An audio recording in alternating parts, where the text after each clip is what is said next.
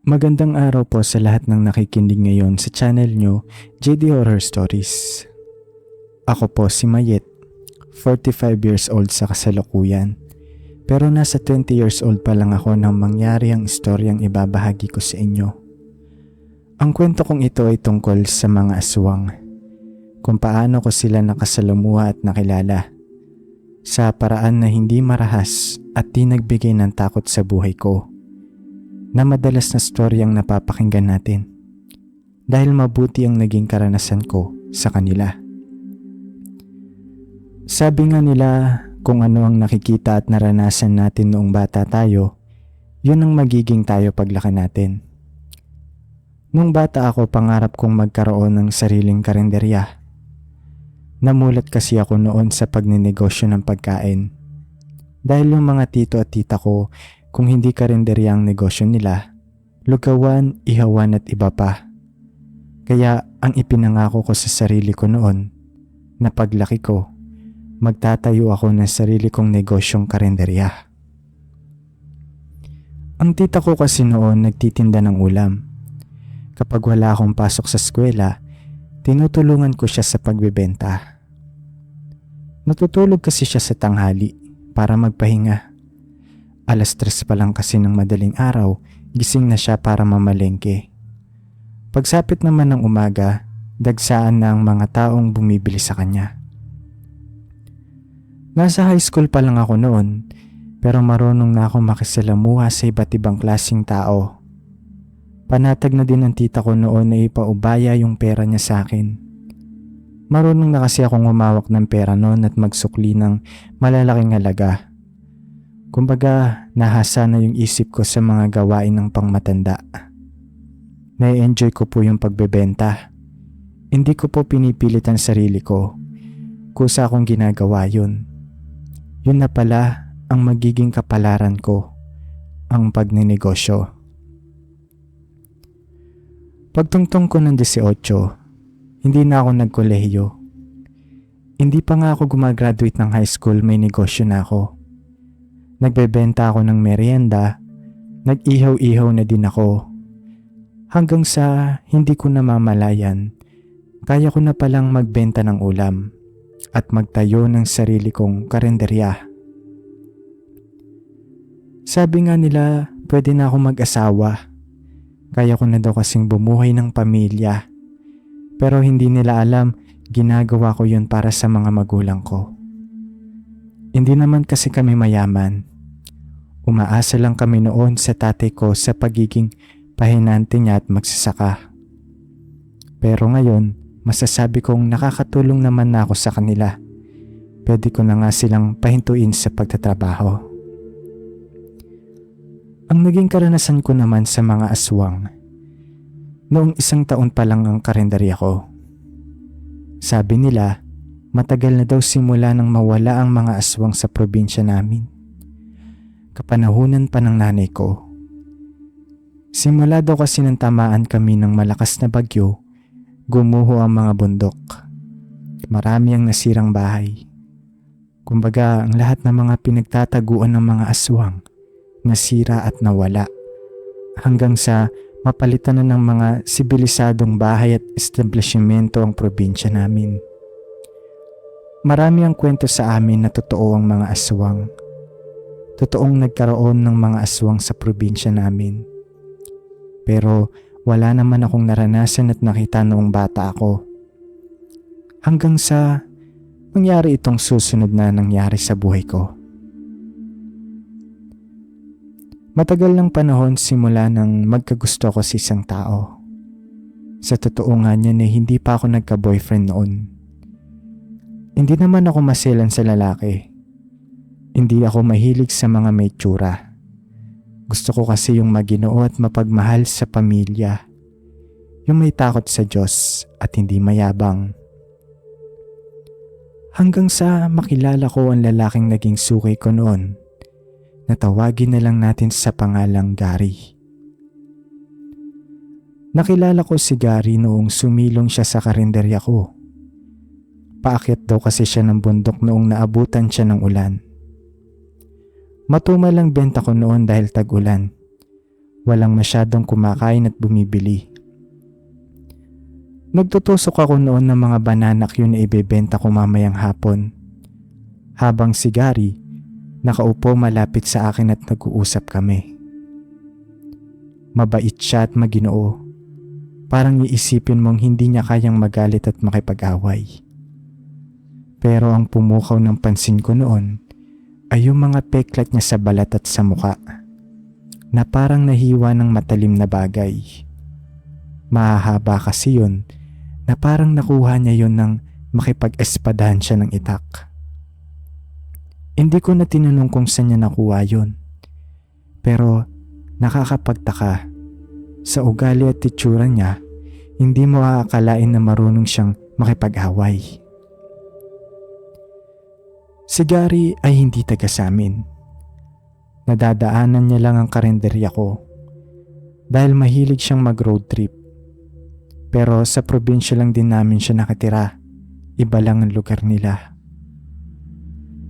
May tinutulungan daw kasi siyang matanda noon sa bundok na pinupuntahan niya. Binibigyan niya daw ito ng pagkain at mga damit. Sa bundok kasi na pinupuntahan niya, may mga nakatira din naman doon. Pero hindi na nabababa dahil malayo at mayroon din namang mga tindahan at eskwelahan doon. Bumababa lang sila kapag magpupunta ng ospital at magpupunta sa mga sikat na palengke at bilihan sa amin. Mahigit 1 linggong nagpabalik-balik si Gary sa bundok. Dahil nga sabi niya may tinutulungan siya doon, nag-aabot din ako sa kanya ng mga pagkain at bigas. Madalas kasi siyang tumambay sa karenderya ko. Doon siya kumakain para may lakas siya sa pagbiyahe ng bundok. Bumababa na kasi siya gabi na kapag sarado na ako. Naging close kami ni Gary. At kapag matagal mo nang nakakasama at nakakausap ang isang tao, unti-unti mo na siyang makikilala. Maraming pumapasok sa isip ko tungkol sa pagkatao ni Gary. Pero naiisip ko lang to kapag hindi ko na siya kasama. Ipinagsasawalang bahala ko na lang ito kasi mabait naman siya at nagkakasundo kami. Isang araw naubusan ako ng mga tindang ulam na pirito. Lutong ulam na lang ang mga natira sa tinda ko noon. Hindi na nag-order si Gary at balak na niyang umalis. Hindi kasi kumakain si Gary ng mga lutong ulam. Yung mga nahaluan na ng mga sari-saring sangkap. Piritong ulam lagi ang binibili niya sa akin. Dahil naawa ko sa kanya noon, malayo pa kasi yung binahin niya at aakyat pa siya ng bundok. Pinagprito ko po siya noon ng galunggong na lulutuin ko sana bukas. Ganyan po siya kalakas sa akin. Minsan nga, iniisip kong nahahalata na niya siguro na may gusto ako sa kanya. Totoo naman, may konting pagtingin ako sa kanya noon. Pero konti lang, ang tawag po doon di ba ay paghanga. May mga tao sigurong ganun na hindi kumakain ng lutong ulam. Baka may sakit sila o bawal sa kanila yung nilalagay na sangkap. Iniisip ko noon na baka maselan lang sa pagkain si Gary. May mga tao kasing ganun na hindi kumakain sa karenderya, di ba? Hindi kasi nila alam kung paano yun niluto o sa malinis na kusina ba yun niluto. Hindi ko alam kung ganun si Gary. Pero ang sabi niya, hindi daw po siya mahilig kumain ng mga lutong ulam. Minsan, nakasama na din ni Gary ang nanay ko. Mahigpit sa akin ng nanay ko pagdating sa mga taong kakakilala ko pa lang, masyado na akong nagtitiwala. Pero magaan naman ang loob niya kay Gary. Ang sabi niya, mabait naman siya. Pero lagi pa rin niya akong pinag-iingat, lalo na't hindi taga sa amin si Gary. May sinabi sa akin noon ng nanay ko na hindi ko malilimutan. Hindi niya direktang pinatamaan yon kay Gary, pero alam kong tungkol yun sa kanya at sa pagkatao niya. Maraming alam ang nanay ko sa mga aswang.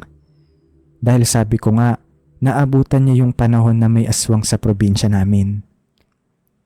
Ang sabi niya, ang mga aswang daw ay hindi kumakain ng nakasanayan nating lutong ulam. Dahil may mga sangkap yun na bawal sa kanila. Ito yung mga bawang, asin, paminta at kalamansi at iba pa. Alam naman natin na ang mga aswang ay takot dyan. Nasabi sa akin yun ng nanay ko dahil siguro nagtaka siya noong sinabi ko sa kanya na hindi kumakain ng lutong ulam si Gary. Alam kong tinatakot niya ako nun kasi gusto niyang mapalayo ang loob ko kay Gary. Siguro napansin niyang may gusto ako sa kanya. Siyempre hindi ko naman sasabihin sa kanya yon at hindi din naman niya itatanong sa akin yon. Pero gumawa siya ng paraan para matuldukan na ang pagkikita namin ni Gary. Araw ng kaarawan ko nun, naganda lang kami ng konti dahil maulan at may bagyo. Hindi din naman magpupunta yung mga kamag-anak namin. Pero inimbitahan ni nanay si Gary. Huli na niyang sinabi sa akin yon sa mismong birthday ko na. Medyo nagtaka din ako noon kung bakit niya inimbitahan si Gary. Nagalit din ako ng konti kasi biglaan yung ginawa niya. Pagdating ni Gary, pinaupo namin agad siya sa lamesa. Binigyan ko siya ng tuwalya para magpunas dahil nabasa siya ng ulan. Habang hinihintay namin yung pagkain na niluto ni nanay, pumunta muna ako ng kusina para tingnan kung ano yung niluto ni nanay para kay Gary. Crispy pata po yun. Dahil hindi nga kumakain si Gary ng mga lutong ulam, mga pirito lang. Ang handa ko kasi noon ay pansit, menudo at palabok. Pagpunta ko ng kusina, iniiwas sa akin ni nanay yung niluluto niya. Parang ayaw niyang makita ko kung paano niya niluluto yung crispy pata. Pilit niya akong pinapalabas ng kusina para balikan si Gary. Ang dahilan niya wala daw kausap si Gary sa labas. Nakakapagtaka kasi yung niluluto ng nanay ko nun, parang hinaluan niya pa ng mga pampalasa yung pata ng baboy. 'Di ba, rekta na lang yung piniprito sa mantika. Pero parang binabad niya pa ito sa mga pampalasa. Pagbalik ko kay Gary, hindi ko na pinansin yun. Baka hiwalay naman yung ibibigay niya kay Gary. Habang nasa lamesa kami ni Gary, nagkwekwentuhan kami. Medyo napahaba ang kwentuhan namin dahil ang tagal ilabas ni nanay yung kakainin niya. Kaya ang nangyari, pabalik-balik ako ng kusina para silipin si nanay. Kasi nakakahiya, naghihintay yung bisita. Medyo naiinis na din ako kada pasok ko ng kusina. Ang sabi ko sa nanay ko, kaninang hapon pa niya yun niluluto, pero bakit hindi pa rin siya natatapos? Bumalik ulit ako kay Gary at humingi ulit ako ng pasensya. Siyempre kalahating oras na siya naghihintay. Pero maya-maya lang, inabutan niya ako ng isang maliit na box na naglalaman ng gintong kwintas na may berdeng diamante sa pendant nito. Ang sabi niya, regalo niya sa akin yun. Tinanggihan ko pa nga yun kasi mukhang mamahalin yung kwintas at di mo talaga iisipin na peke yun. May kabigatan kasi ito at iba yung kinang, lalong-lalo na yung diamante. Sinukat ko yun, pero maya-maya lang dumating na din si nanay para ihapag yung naluto niyang pagkain para kay Gary. Sinabihan ako ni nanay na kumain na din ako para samahan si Gary. Kumain na din ako noon kahit busog pa ako. Maya-maya lang, nakailang subo pa lang si Gary. Nagsabi ito na parang nahihilo na siya. Napahawak pa siya sa tiyan na parang sumasakit ito. Nabahala naman ako nung nakita ko siya kasi namumutla siya at parang hihimatayin na. Kaya pinatayo ko siya at pinahiga ko doon sa mahabang upuan namin sa sala. Tapos binigyan ko siya ng unan. Pinapaypayan ko din siya noon at kinakausap kasi hindi na siya makapagsalita. Maya-maya lang, bumula yung bibig niya at nanginig yung buong katawan niya at nanigas din ito. Tumakbo ako ng kusina para tawagin ng nanay ko. Ang sabi ko, dali na namin si Gary sa ospital. Tinanong ko siya kung anong nilagay niya doon sa pagkain ni Gary. Ang sabi niya, binabad niya daw yung pata ng baboy sa kalamansi at ibang pampalasa. Nagalit talaga ako nun sa nanay ko at nagsisigawan kami sa kusina. Kasi alam naman niyang bawal sa ganong pagkain si Gary pero ginawa niya pa rin. Kahit naman magsigawan kaming dalawa doon, nangyari na yun. Ang mahalaga madala namin si Gary sa ospital. Pero paglabas namin ng kusina para puntahan siya, wala na si Gary sa kinahihigaan niya kanina. Hinanap namin siya. Baka nagpunta doon sa kwarto namin. Pero nabigo kaming mahanap siya sa loob ng bahay. Nagtataka kami noon kung saan siya nagpunta. Kasi nakasarado yung pinto at bintana namin nung nawala siya. Hindi naman kami makalabas ng bahay dahil ang lakas ng ulan noon at kumikidlat pa. Ang sabi ni nanay, aswang daw si Gary. Hindi po namin siya nilason na dahil yung kinain niya ay kinain ko din. Pero wala namang nangyaring masama sa akin. Nagalit ako noon sa nanay ko. Pero ngayong ina na rin ako, naiintindihan ko na kung bakit niya ginawa yon. Ginawa niya yon para sa ikabubuti ko. Lahat naman ng ginagawa sa atin ng mga magulang natin ay para sa ikabubuti natin, di ba? Hindi ko na po nakita noon si Gary simula nang mangyari yon. Pero nasa akin pa rin yung kwintas na binigay niya sa akin nung birthday ko. Na nagpapaalala sa akin na nagkaroon ako ng isang mabuting kaibigan na kahit sabi nila hindi kami pwedeng magsama. Pero napatunayan ko pa rin na hindi hadlang kung sino at anong klase ka pa. Ang mahalaga ay may busilak kang puso. Maraming salamat po sa pakikinig ng istorya ko. Maraming salamat din po sa iyo, Sir JD, kung maibahagi niyo to sa inyong channel. Hanggang dito na lang po. Isang mapagpalang araw po sa lahat at sa inyo rin, Sir JD. Ako po si RJ. Ibabahagi ko po ang karanasan ko sa mga aswang nung tumira kami ng asawa ko sa Capiz. Sisimulan ko po ang kwento ko nang makilala ko ang asawa ko. Natawagin na lang natin sa pangalang Christine. Nakilala ko ang asawa ko sa isang festahan. Kaibigan siya ng girlfriend ng katrabaho ko. Naniniwala ba kayo sa love at first sight? Kasi nung unang beses ko nakita si Christine, alam kong siya na ang gusto kong makasama habang buhay. Tumira kami sa Capiz ng 2 taon.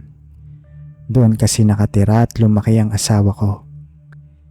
Pero bago kami lumipat ng Capiz, nag-live-in kami nung nagtatrabaho kami sa Bulacan. Tapos nung nabuntis siya, lumipat na kami ng Capiz. Maraming naikwento sa akin ng asawa ko tungkol sa mga aswang noong nakatira na kami ng Capiz. Pero may isa siyang kwento na hinding-hindi ko malilimutan. Tungkol ito sa tito niya, kapatid ng tatay niya. Namatay na kasi ito at naniniwala silang aswang ang may sala sa pagkamatay nito. Nangyari ito noong nasa 17 anyos pa lang ang asawa ko. Ang sabi niya, mabait at matulungin ang tito niyang ito. Natawagin na lang natin sa pangalang Benny. Kaya hindi nila aakalaing mawawala na lang siya ng ganon-ganon na lang. Ang sabi nga nila, kung sino pa ang mababait, sila pa ang kinukuha agad. Malaking misteryo ang pagkamatay niya. Wala silang ideya kung paano siya namatay. Nangyari daw yon mag-aalas 6 na ng gabi. Yung medyo padilim at paggabi na. Ang bahay kasi ng tito niyang ito ay malayo sa mga kapatid at magulang niya. Sila Christine kasi at yung iba pa niyang mga tito at tita, magkakalapit lang ang mga bahay. Kumbaga sa iisang compound lang sila. Yung tito naman niya, nasa gitna daw ng bukid ng bahay, kasama yung 2 anak at asawa niya. Isang linggo bago siya mawala, palagi daw itong may sinasaway sa labas ng bahay nila. Isang aso daw yon. Lagi niyang sinasabi sa asawa niya na lagi daw niyang nakikita ang aso sa labas ng bakod nila. Nakaupo lagi doon at nakatingin sa bahay nila. Lagi daw niya itong nakikita kapag magdidilim na. Kaya kapag nakikita niya ang aso, umiilaw daw ang mga mata nito, pero hindi kumukurap. Minsan, binato daw niya ito ng malaking kahoy na panggatong.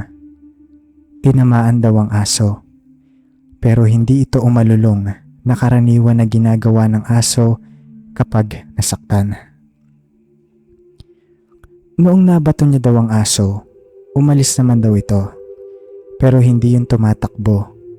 Naglalakad pa daw ito ng dahan-dahan habang nakatingin sa kanya. Sa sumunod na araw, sinaway na daw siya ng asawa niya. Natigilan na ang aso. Baka daw kasi aswang yun.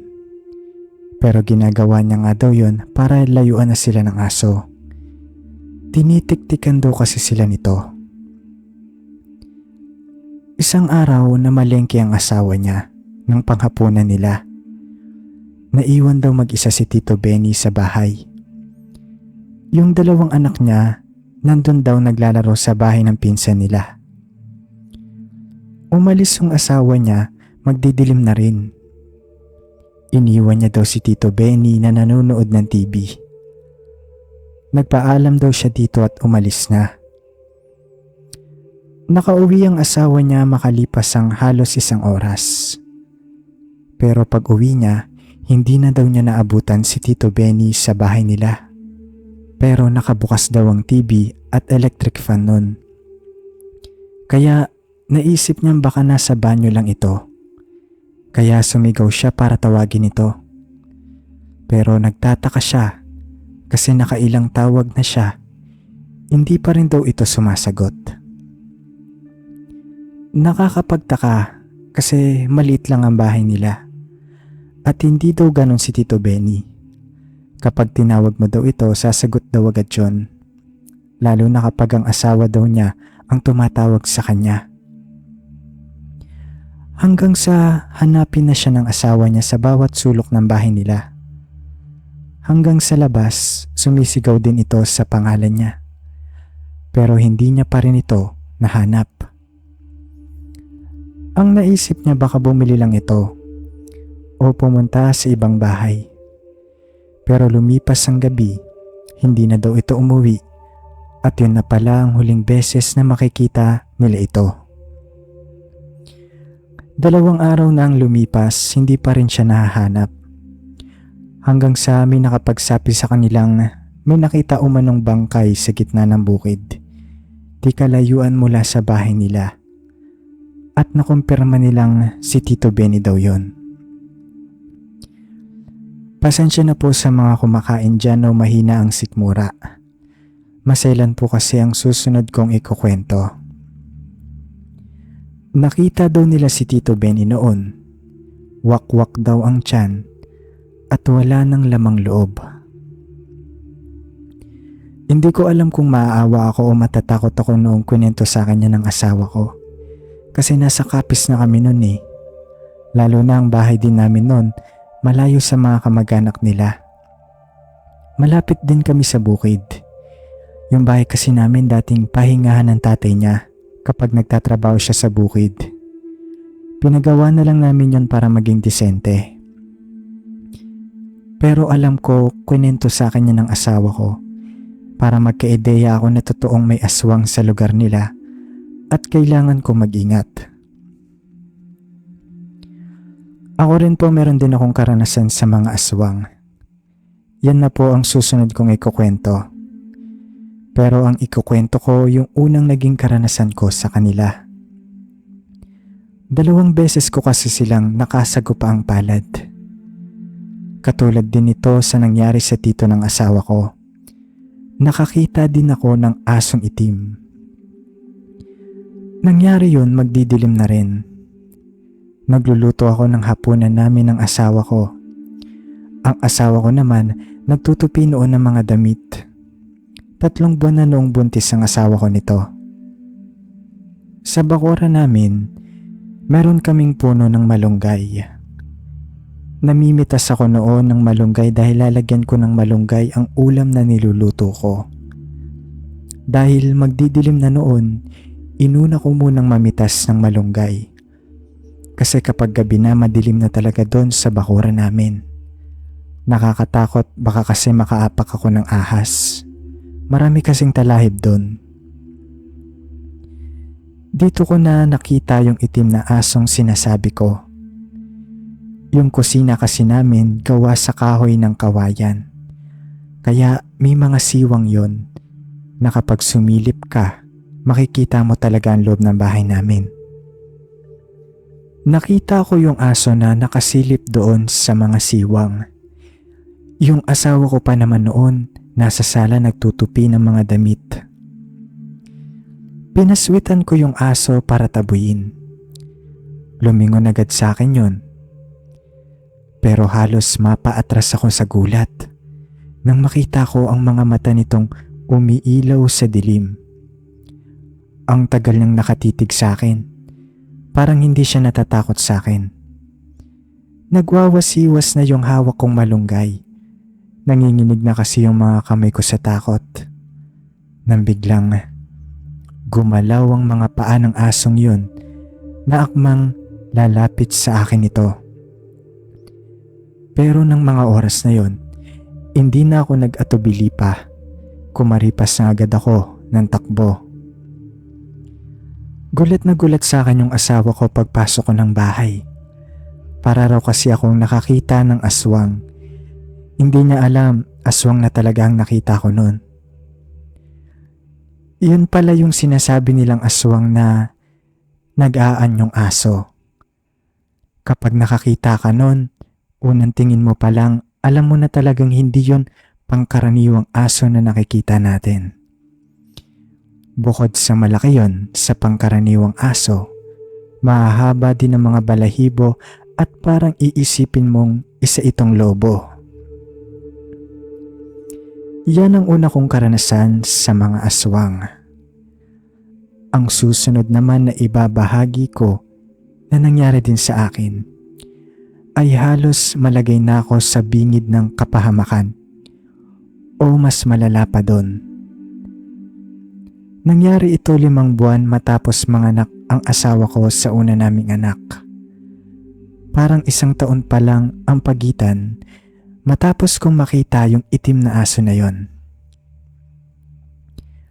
Ang sabi nila bukod sa pag-iibang anyo ng mga aswang, pagkain din ang ginagamit nila para makapangbiktima ng tao.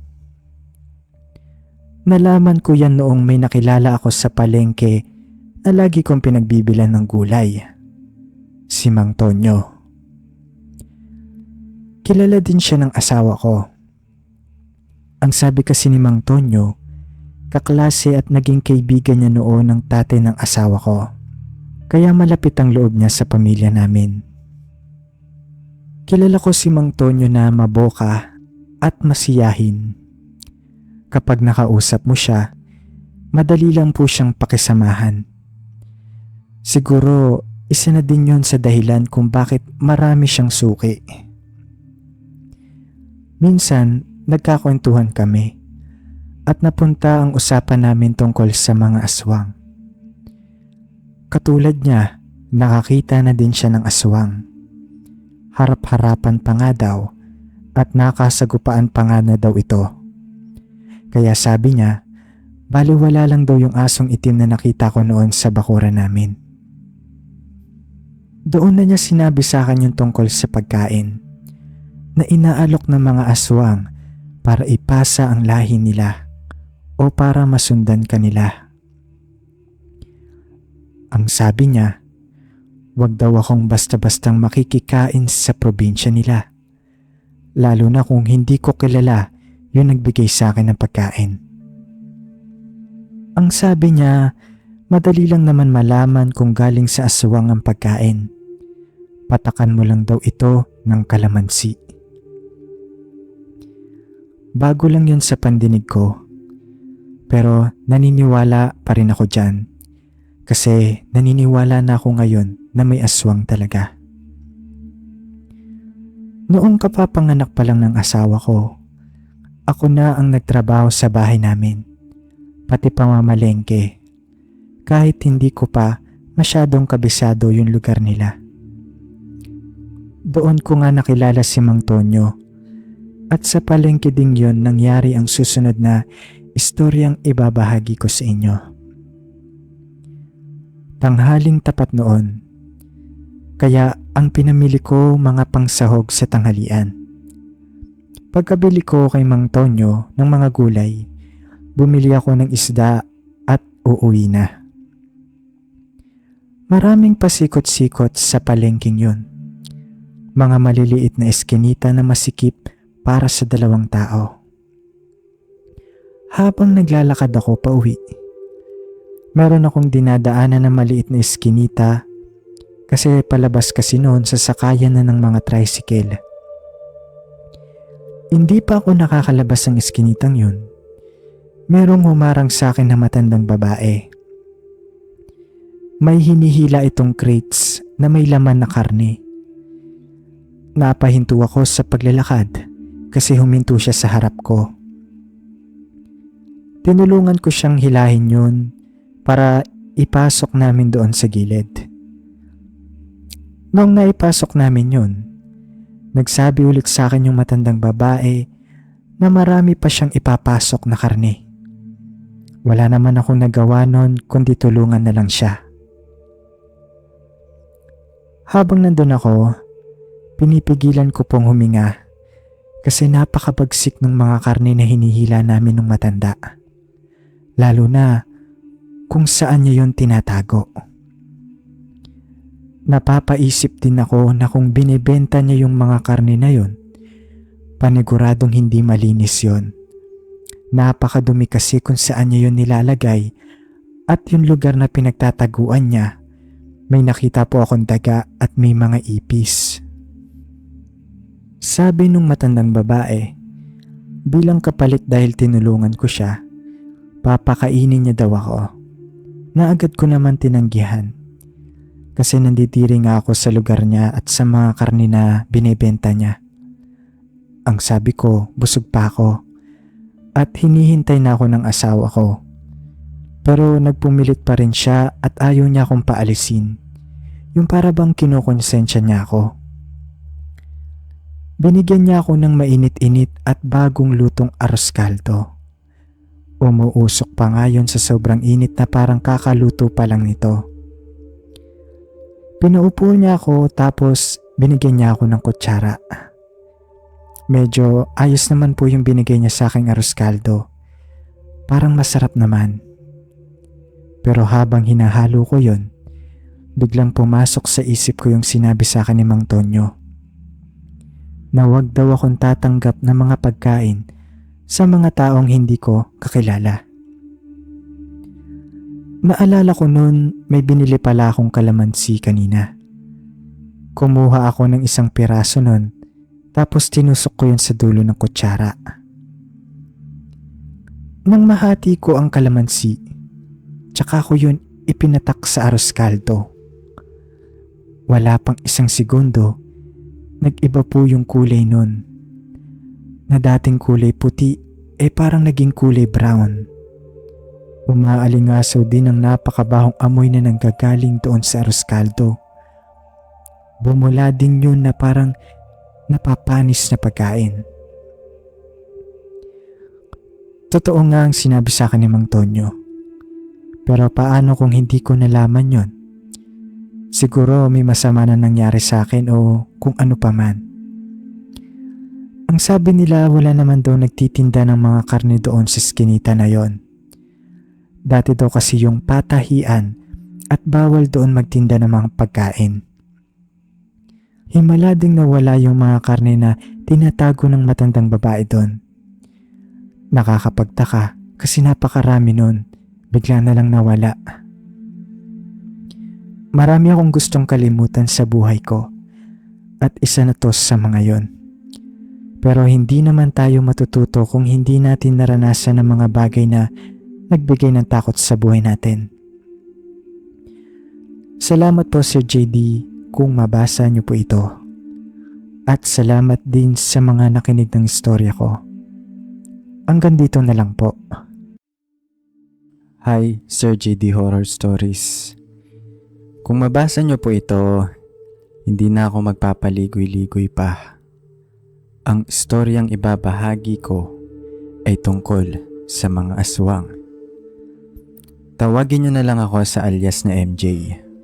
Babae po ako Sisimulan ko ang istorya ko nang makilala ko ang lintik na tatay ng unang anak ko.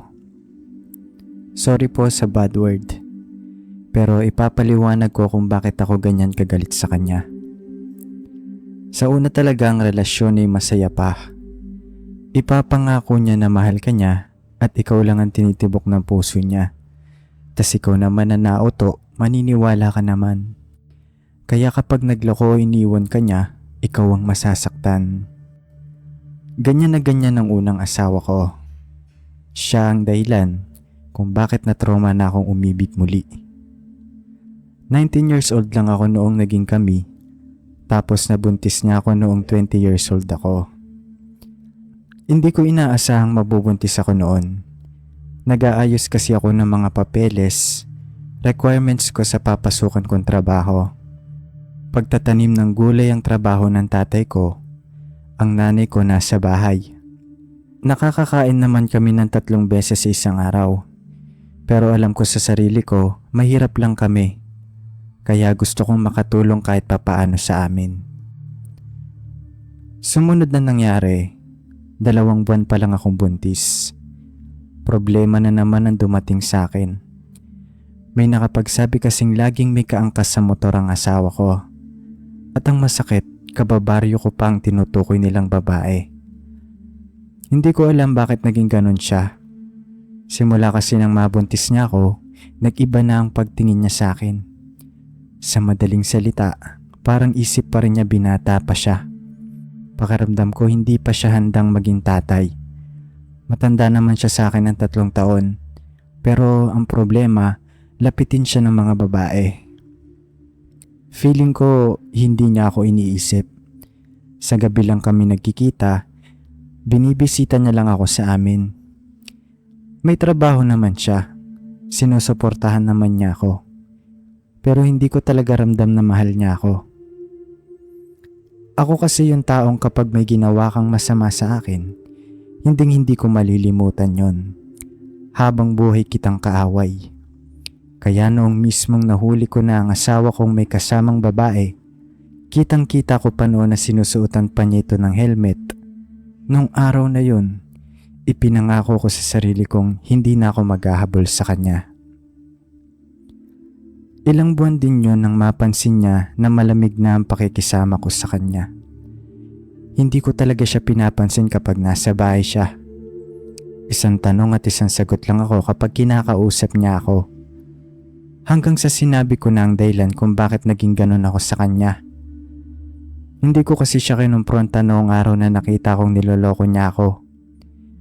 Kinikimkim ko lahat yun. Kaya ang naging resulta, naging malungkutin ako. Gabi-gabi akong umiiyak bago matulog. Nagpakatatag naman ako para sa anak ko. Kaya ko naman kahit ako lang ang mag-isang bumuhay sa kanya. Yung mga magulang ko ayaw din noon sa asawa ko. Nung kabataan kasi niya, lagi siya nasasangkot sa away at gulo. Ang mga magulang ko na din na nagpaliwanag sa kanya na layuan na niya ako. Ayaw ko kasi siyang makita. Dahil nga doon hindi na kami nagpakasal. Lagi niyang sinasabi sa akin na magbabago na siya. Nagbago naman siya pero hindi pa rin naghihilom ang sakit sa puso ko. Sabi ko nga, ang hirap para sa akin ang magpatawad. Nangyari sa akin ang lahat ng yan sa taong 2009, ang taong hinding-hindi ko malilimutan. Sunod-sunod kasing problema ang dumating sa buhay ko sa taong yan. Dito ko rin naranasan na malaglagan sa unang anak ko at isinisisi ko yun sa mga aswang. 6 na buwan na akong buntis nito. 4 na buwan ko na ding hindi nakikita ang asawa ko. Kasama ko naman ang mga magulang ko at sila ang umaagapay sa akin. Hanggang sa isang araw, nakaramdam na lang ako ng masakit sa likod ko. Parang may pilay. Masakit lalo kapag dinidiinan. Hindi ko alam kung dahil ba yun sa posisyon ko lagi sa pagtulog. Paharap kasi ako laging matulog. Pinayuhan ako ng nanay na ipahilot ko na ito. Isa lang ang manghihilot sa amin. At pagdating sa hilot ng usapan, isa lang ang pumapasok sa isip namin. Si Aling Belen. Noong mga araw na yun, nakarating si Aling Belen sa bahay. Bukod sa panghihilot, bihasa din ito sa pagtukoy ng mga sakit. Kapag nahilot ka kasi nito, kaya niyang malaman ang sakit mo. Nasa kwarto ako nang makarating siya sa amin. Hinihintay ko kasi siya. Doon kasi niya ako hihilutin. Pagpasok niya, nakaramdam agad ako ng takot. Alam mo yung parang nakakita ka ng kakaibang nilalang. Hindi naman sa nanghuhusga ako ng kapwa. Pero yung itsura niya kasi noon, parang isang mangkukulam na nakikita natin sa palabas. Mahaba ang buhok niya na medyo kulot at nakapaldang mahaba at may balabal pa sa leeg. Dahil buntis ako, hinilot niya ako habang nakaupo sa papag. Kadalasan daw talaga dapat nakadapa ako para maayos niya yung nabali sa likod ko. Malakas kasi ang puwersa kapag ganun ang posisyon. Maya-maya lang, sinabihan niya ako na lalagyan niya daw ako ng langis. Nagad ko namang naamoy pagbukas pa lang niya ng botelya. Nakita ko naman yung botelya niyang dala. May mga ugat-ugat pa yon ng halaman sa loob nun. At sa pinakababa, may nakita akong 2 pangil na ngipin. Literal na pangil kasi matulis yun at mahaba. Hindi ko na masyadong pinansin yun. Pero pagkapahid niya sa akin nun sa balat ko, nagulat ako kasi napakainit ng langis. Hindi rin ako mapakali kung paanong uminit yun. Hanggang sa maalala kong ipinatong niya pala yung bote nun sa gilid ko.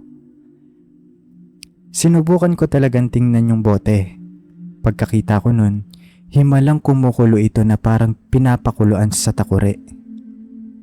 Inabot din ng ilang minuto yon nang mapansin kong umuusal na ito ng salita na hindi ko maintindihan.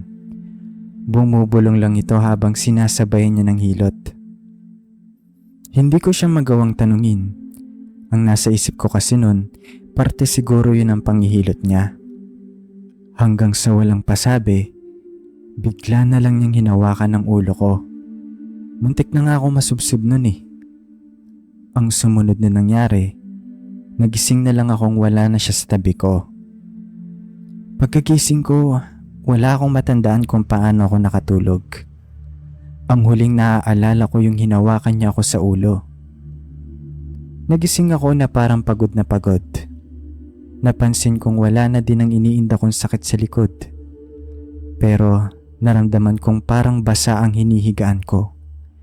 Kaya tumayo ako baka naihina ako sa higaan. Pero hindi pala ihi o kung anong tubig ang nasa kama ko, kundi dugo na nagmula sa maselang bahagi ng katawan ko.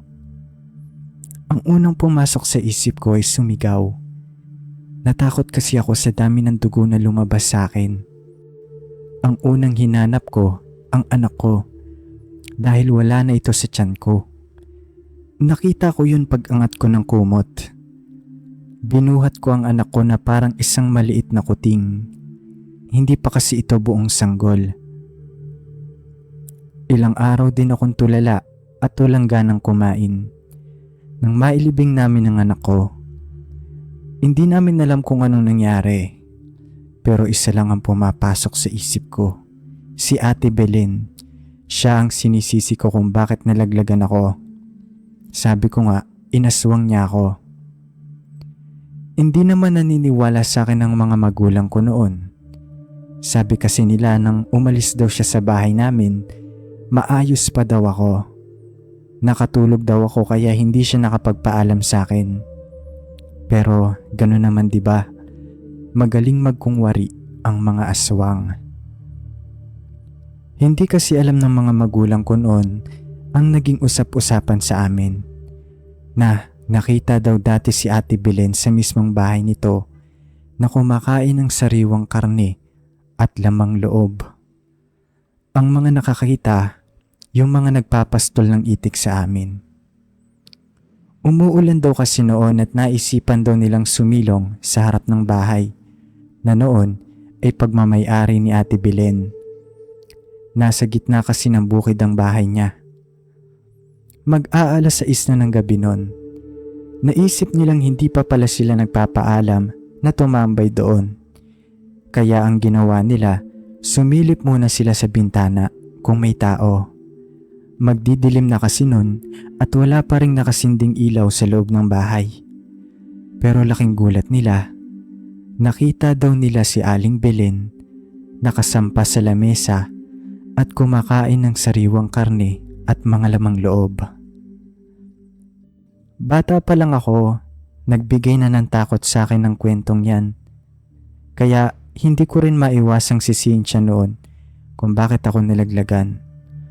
Di ba nga, inusalan niya ako ng dasal noon habang hinihilot niya ako. Ang sabi nga nila, masama ang magbintang ng kapwa. Kung babalikan ko man ang mga panahong ito, hindi ko rin masisisi ang sarili ko. Halos mabaliw na ako noon. Mahirap pala ang mawalan ng anak, lalo na ang nawala sa akin ng unang anak ko. Babae pa naman yon, at sa panahon na ito ay dalaga na sana siya. Nagkaroon ako ng sama ng loob kay Ate Belen. Nagalit ako sa kanya. Alam ko sa puso't isip ko na siya ang dahilan kung bakit nalaglagan ako.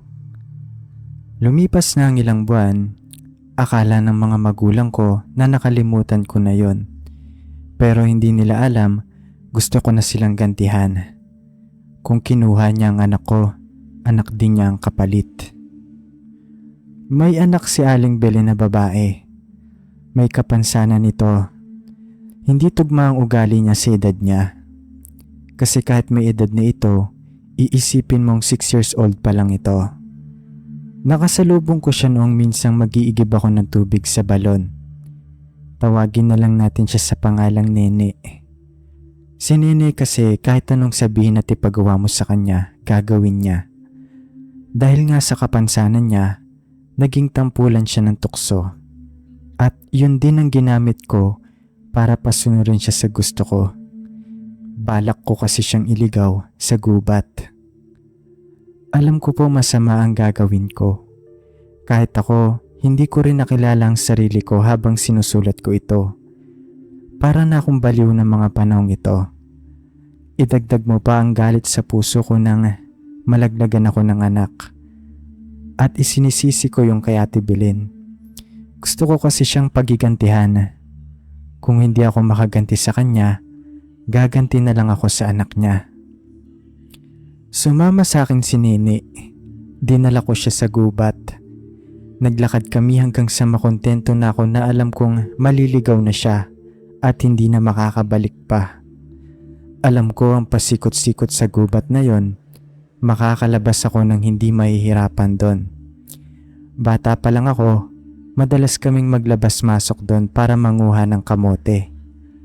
Malapit din doon ang taniman ng gulay ni tatay.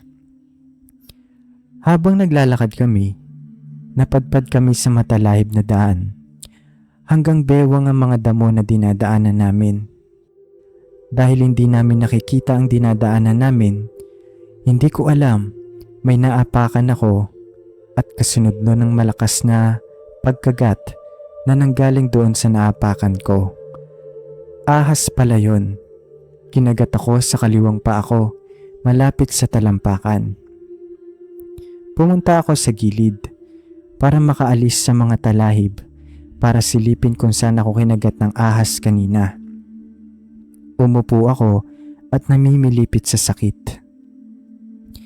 Tinabihan ako ni Nene. Kinakausap niya ako pero hindi ko na siya pinapansin dahil nagpapanik na ako. Maya-maya lang, nakita ko siyang pumunta sa mga talahib hanggang sa hindi ko na siya makita sa taas ng mga damo. Pero alam ko kung nasan siya kasi nakikita kong gumagalaw yung mga damo. Napakabilis niyang kumilos. Daig pa niya ang hayop sa liksi niyang kumilos. Paglabas niya, hawak na niya yung itim na ahas. Sa palagay ko, yun ang ahas na kumagat sa akin kanina. Napakahaba nun at malaki. Hindi siya natatakot habang hawak niya ito. Maya-maya lang, kinain niya yung ahas na parang kumakain lang siya ng pangkaraniwang pagkain. Hindi siya nandidiri. Sumisirit pa nga yung dugo sa mukha niya. Wala pang 1 minutong nakain niya ng buo ang ahas. Sinipsip pa niya yung ibang tumulong dugo sa kamay niya. Pagkatapos nun, natakot ako kasi lumapit siya sa akin. Baka kasi ako naman ang sunod niyang lantakin. Pero kinuha niya yung paa kong may kagat ng ahas. Sinipsip niya yun para tanggalin ang kamandag. Tamang-tama dahil medyo nahihilo na ako nun at umiikot na ang paningin ko. Wala na akong maalala sa sumunod na nangyari. Nagising na lang akong nasa bahay na ako ni Aling Belen. Dinala daw ako ni Nene doon. Ginamot naman ni Aling Belen ng sugat sa paa ko. Pero ang labis kong ipinagtataka ay kung papaano akong nabuhat ni Nene. Gayong doble ang bigat at laki ko sa kanya. Nagtapat sa akin si Aling Belen. Hindi daw sila pangkaraniwang tao. May lahi daw sila na hindi ko maintindihan. Kahit hindi nila sabihin, alam kong aswang sila. Pero ang mga aswang na kinakatakutan ko ay sila pa pala ang magliligtas sa buhay ko. Ang sabi nga nila, hindi tayo makakausad sa buhay kung hindi tayo marunong magpatawad at makalimot sa masamang ginawa sa atin ng tao. Mas masayang mabuhay nang wala tayong galit sa puso. Napakasarap mabuhay nang wala tayong kagalit at kinaiinggitan. Maraming salamat po sa mga nakinig ng kwento ko hanggang dulo. Hanggang dito na lang po, MJ. Marami tayong hindi malilimutang pangyayari sa buhay natin. Masaya man o malungkot, o gusto na nating ibaon sa limot. Pero yun sa akin ay nandoon sa gustong makalimot na lang. Hindi kasi masaya o malungkot ang kwentong ibabahagi ko sa inyo na karanasan ko sa buhay na matagal ng panahon ang nakalipas. Hindi kasi ito pangkaraniwang karanasan at tungkol ito sa mga aswang. Magandang araw po sa inyo at sa mga nakikinig ngayon sa inyong munting programa. Ako nga po pala si Melanie o Melay for short. By the way, totoo ko pong pangalan yan. Pero ang eksaktong lugar at yung ibang mababanggit kong pangalan dito sa kwento ay hindi nila totoong pangalan. Ang buhay namin noon ay masasabi kong nakakaraos naman sa buhay. Hindi naman ganoon kagandahan ng bahay namin. Nung mga panahon kasing ito, nung dalaga pa ako, usong-uso sa probinsya namin yung mga bahay na gawa sa sawali at kahoy ng kawayan. Halos lahat ng mga bahay sa amin ganyan. At iilan lang talaga noon ng mga bahay na konkreto ang mga pundasyon. May ilan kasi na kahit kaya naman nilang magpagawa ng konkretong bahay, ay mas pinipili nila na kawayan at sawali ang bahay. Kasi nga simple lang talaga ang buhay noon. August 25, 2010, inutusan ako ng nanay kong bumili ng mga gulay sa palengke. Isasahog sa lutong pakbet na uulamin namin sa tanghalian. Nung nasa palengke na ako, nakarating ako doon mga 9:00 na ng umaga. Wala nang masyadong tao sa mga ganitong oras, pero ang kinababahala ko ay baka hindi ko na mabili yung karamihan sa gulay na pinabibili sa akin ni nanay. Dahil yung palengke malapit sa amin, dalawa lang yung tindahan ng mga gulay. Karamihan doon mga nagtitinda ng karne at isda.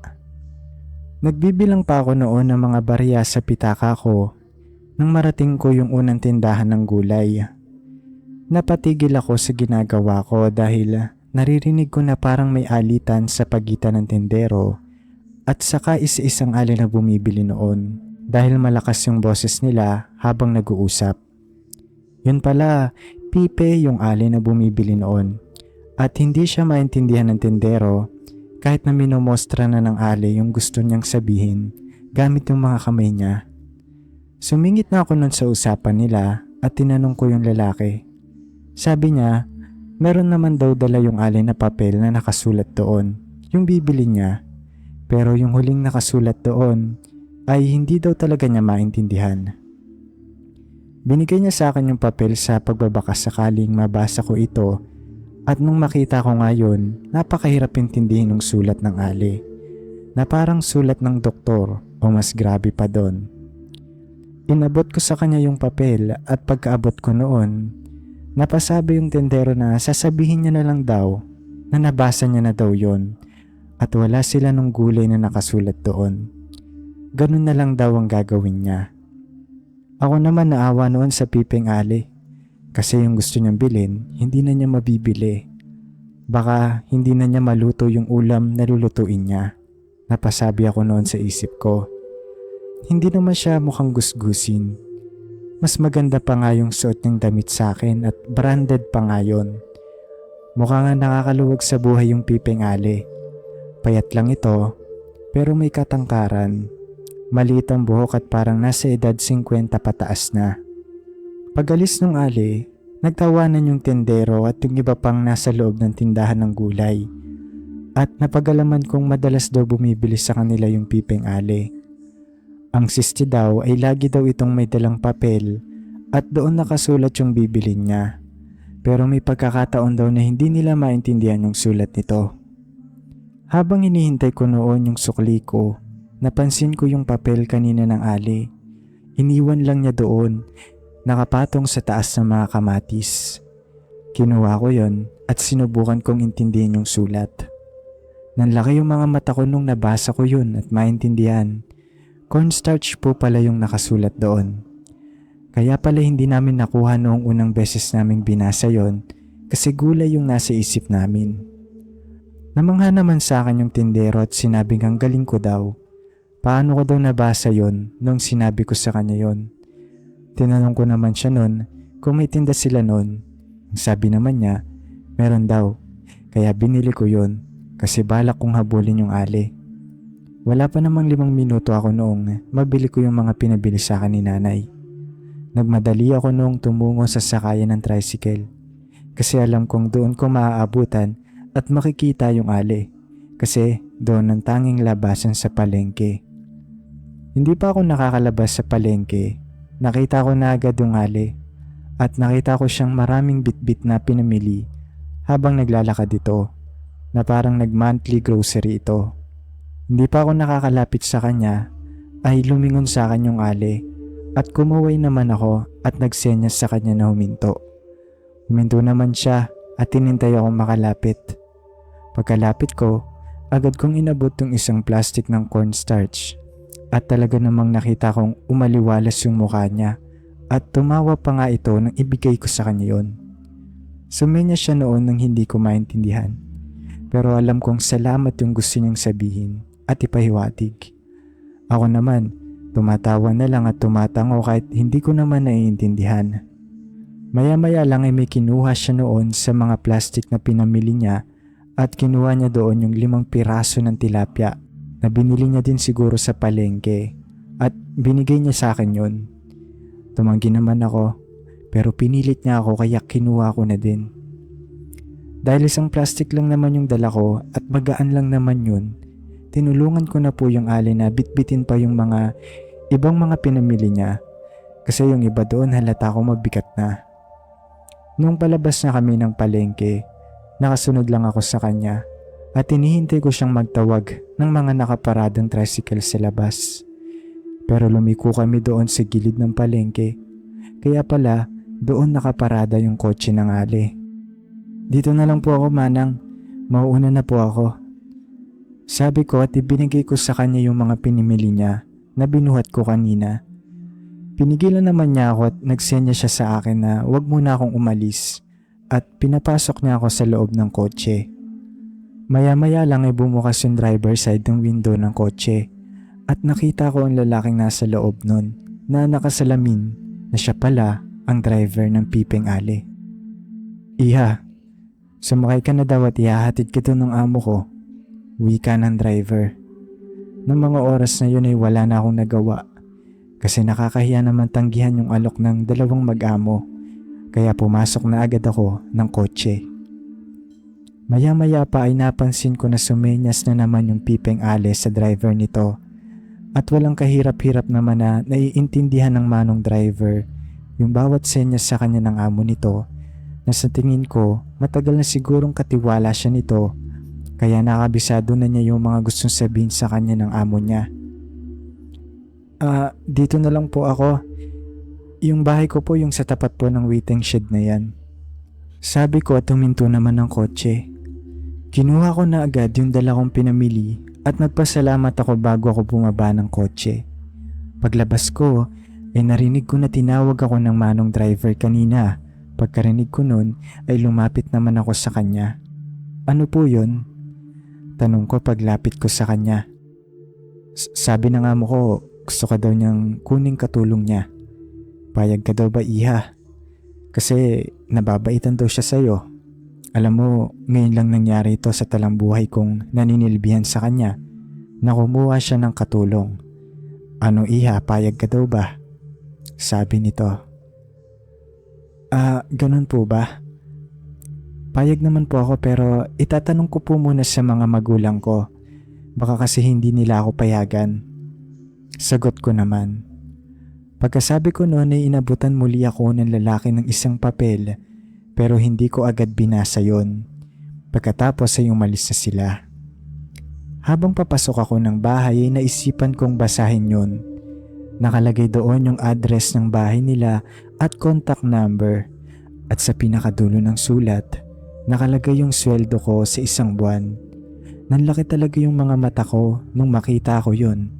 Napatakbo talaga ako sa amin para sabihin yun sa nanay ko. Ang nakalagay na halaga doon na sweldo ko sa isang buwan ay nasa 20,000 na noong mga panong ito ay napakalaking halaga na nun. Pumayag naman yung nanay at tatay ko na mamasukan sa Pipeng Ali na nakilala ko lang sa palengke. Pero likas na sa mga magulang ang mag-alala sa kanilang anak. Kahit kasi payag sila ay naglalaro pa rin sa isip nila na mag-alala sa akin kasi nakilala ko lang naman yung alis sa palengke.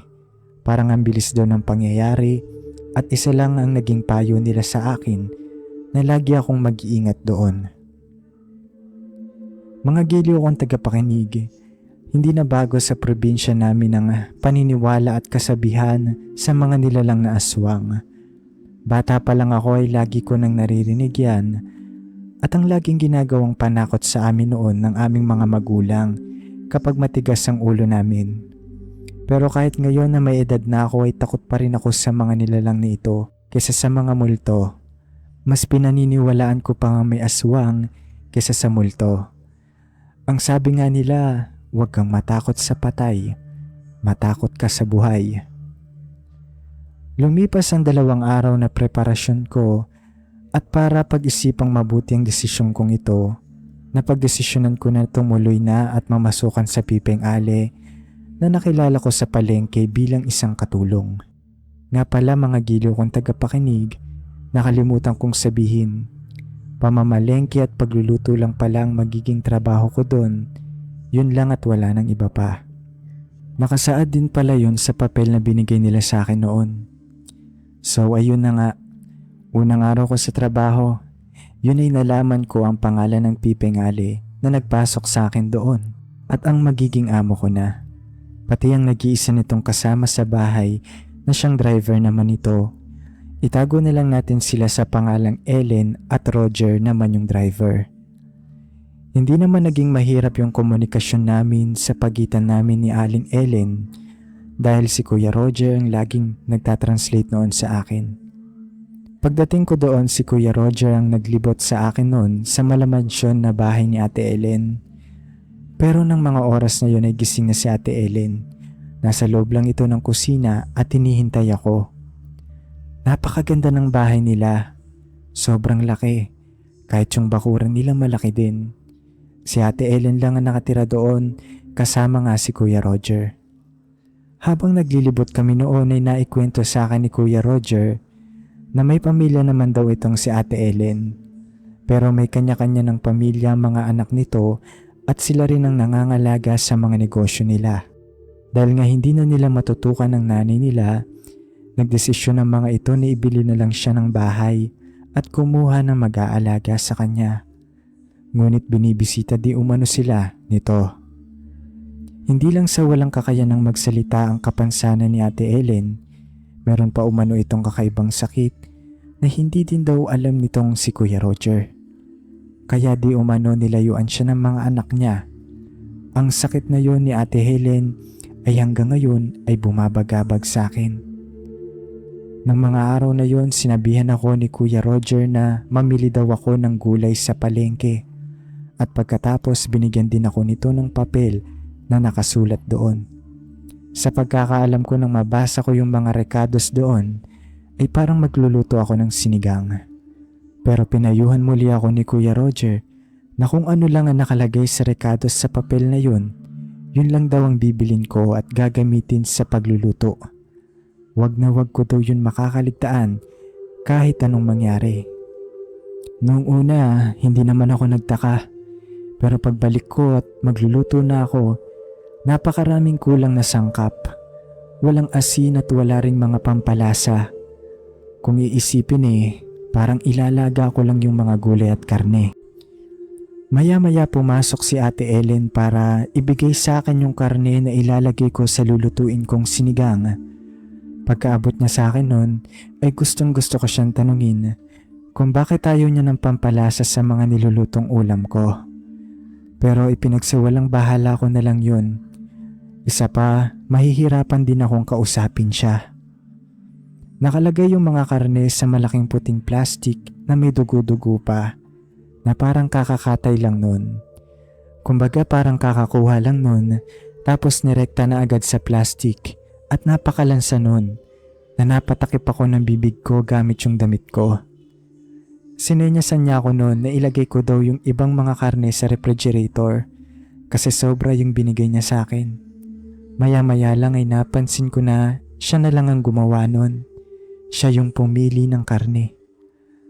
Yung kinuha niyang karne na isasahog ko sa sinigang ay nilagay niya sa isang malaking plastic na Tupperware. Pagkatapos, inabot niya sa akin yun. Pag-abot niya nun sa akin, umalis na siya ng kusina. Pero nung tignan ko yung Tupperware, meron dong nakalagay na malaking atay. Dalawa pa nga yun at buo-buo pa at sariwang-sariwa pa nga yun. Kaya naman, hinabol ko siya ng sigaw.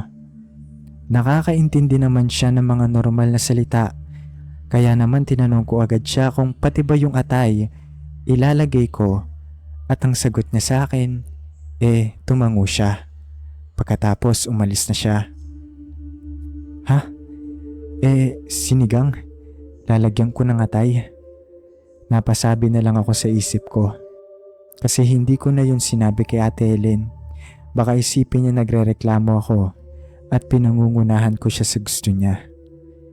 Ganon pa man, nailuto ko din yun at yun na yata ang pinaka nakakadiring ulam na nakita ko kahit ako pa ang nagluto nun. Hindi ko rin tinikman yun kasi nandidiri talaga ako. Yung karne kasi na ginamit ko doon habang hinihiwa ko yun, napakakunat at yung atay din ganun. Tapos nung naluto ko yun ay napakaraming sebo na lumitaw sa sabaw. Pagkatapos kong mapakuluan yon, na parang kambing o di kaya kalabaw yung ginamit na karne doon. Basta nakakadiri talaga. Hindi ko nga kayang amuyin o tignan yung niluto ko. Kaya nagpa siya akong umuwi na lang sa amin at doon na lang ako magtatanghalian. Paglabas ko nakita ko si Mang Roger sa maliit na gazebo na kumakain. habang nanonood ng balita sa TV. Pinuntahan ko siya at tinanong kung saan siya kumuha ng ulam na kinakain niya. Ang sabi niya, hiwalay daw kasi yung pagkain niya sa pagkain ni Ate Ellen. Kumbaga, hindi libre ang pagkain niya sa trabaho. Napaka-weirdo talaga ng mga nangyari sa akin nung araw na yun sa trabaho, na parang napakalaking misteryo ang bumabalot sa pamamahay ni Ate Ellen at sa pagkatao niya. Alam kong napapaisip kayo na napaka-OA ko naman, lutong ulam ko naman yun. Pero iba talaga yung pakiramdam ko na may kakaiba sa pagkatao ni Ate Ellen at alam kong alam din yun ni Mang Roger. Hindi lang niya sinasabi sa akin. Sa pangapat na araw ko doon, dito na talaga nagtulap ang pinagtulapan. Nakaramdam na ako ng takot sa bahay ni Ate Ellen. Nung araw na yun na malengke ulit ako at gulay na naman ang pinamili ko. Yung karne kasi, sila na ang nagpo-provide noon at ibibigay na lang nila sa akin. Hindi ko alam kung saan nila yung kinukuha o tinatago. Kasi sa refrigerator nila sa kusina, hindi naman nila doon yun nilalagay kasi wala akong nakikita. Mag-aalauna ng hapon yun, naguhugas ako ng plato ng mga oras nito habang hinihintay ko yung karne na gagamitin ko sa pagluluto. Maya-maya lang narinig kong bumukas yung gate nila kasi may pumasok na kotse at si Mang Roger ang nagbukas nun. Napasilip naman ako sa bintana kasi ngayon ko lang nakita na may bumisita sa kanila. May lumabas na nakasalamin na lalaki sa kotse na parang kaedaran ko lang rin, na nasa 29 anyos, mga ganon. Kinausap na si Mang Roger. Matagal din yung pag-uusap nila. Hanggang sa sumenyas yung lalaki sa likod ng kotse daw at doon nga dali-dali namang pinuntahan yun ni Mang Roger at may kinuha siya doon. Maya-maya lang ay nakita ko si Mang Roger na nilabas yung isang itim na plastic na naglalaman ng mabibigat na bagay. Noong una, iniisip ko pa kung anong nakalagay doon. Hanggang sa hilahin yun ni Mang Roger papasok sa garahe. Kasi mabigat yun, hindi kaya ng isang tao. Nang maipasok ni Mang Roger yun sa garahe, bumalik na ako sa ginagawa ko. Pero makalipas siguro ang 5 minuto, pumasok si Mang Roger, bit-bit yung itim na plastic na hinihila niya kanina. Pero konti na lang yun. Pagkatapos sinabot niya sa akin yun at umalis na siya. Gaya nga ng dati, napakalansa na naman nun at dali-dali kong binuhos yung mga karne sa palanggana at hinugasan ko sa lababo. Habang hinuhugasan ko yung mga karne at hinahalukay ko yun para matanggal yung dugo, may nakapapo akong isang singsing, pilak na singsing. May mga diamante na nakapalibot doon na sa pagkakaalam ko pambabaeng singsing yon. Nanginginig yung mga kamay ko noon habang nasa palad ko yung singsing. Maraming pumapasok sa isip ko noon at napatitig ako sa karneng hinuhugasan ko sa lababo. Alam nyo na kung ano ang nasa isip ko. Hindi ko alam pero naduwal ako noon pagpasok ko sa banyo. Yun na yung huling araw ko sa trabaho. Hindi na ako bumalik doon. May mga araw din na gabi-gabi nakakapanaginip ako ng mga taong di ko kilala sa panaginip ko. Puro sila mga babae. Hindi ako nagpaalam noon kay Ate Ellen kung bakit bigla na lang akong di pumasok. Alam nyo ba nang hindi na ako pumasok, hindi din nila ako tinawagan at hinanap. Nakakapagtaka talaga. Alam kong marami sa inyong mag-iisip na parang wala lang ang karanasan kong ito at parang tamang hinala lang ako. Pero tumatak talaga sa akin ito at nagbigay ng takot sa buhay ko. Ayaw ko namang magbigay ng salita na wala naman akong ebidensya. Kaya't ang mga pangalan at lugar sa kwento ko ay hindi nila totoong pangalan. Maraming salamat po kung hanggang dito ay nakinig pa rin po kayo. Sana po ay may natutunan po kayo at lagi po tayong mag-iingat. Maraming bagay sa mundo na mahirap paniwalaan sapagkat hindi pa ito nakikita ng ating mga mata. Mga nilalang nakakahaka lang ba o kasabihan sa mga probinsya, o baka naman talagang totoo silang nabubuhay sa ating mundo? Gayon pa man ay kailangan pa rin natin silang irespeto katulad sa ating mga kapwa-tao. Magandang araw sa inyo, Sir JD, at sa mga nakikinig at nanonood ngayon sa bidyong ito. Ibabahagi ko ang karanasan ng minamahal kong kapatid na tawagin na lang natin sa pangalang Baldo. Ako naman ay tawagin niya na lang sa pangalang Albert. Itong kwentong ito ay matagal nang nangyari sa Kuya Baldo. Mailalahad ko naman ng maayos to kahit hindi ko ito karanasan, sapagkat madalas noong ikwento sa akin ito ng kapatid ko. At may pagkakataon naman na nakasama niya ako noon nang mangyari sa kanya ito. Salamat po at uumpisahan ko na ang kwento. Bata pa lang kami, tahimik at mahiyain ang pagkatao ng Kuya Baldo. Mahilig po siyang mapag-isa. Lagi siyang naglalarong mag-isa. Nakikipaglaro naman siya sa amin, pero madalas talaga siya lang ang mag-isa. 3 kaming magkakapatid. Siya nga pala yung panganay. Noong grade 2 ako, siya naman ay grade 4. Meron siyang naging matalik na kaibigan na itago na lang natin sa pangalang Luisa. Bagong lipat lang si Luisa noon sa baryo namin. Kasama niya ang kanyang ina nung dumating sila sa baryo namin.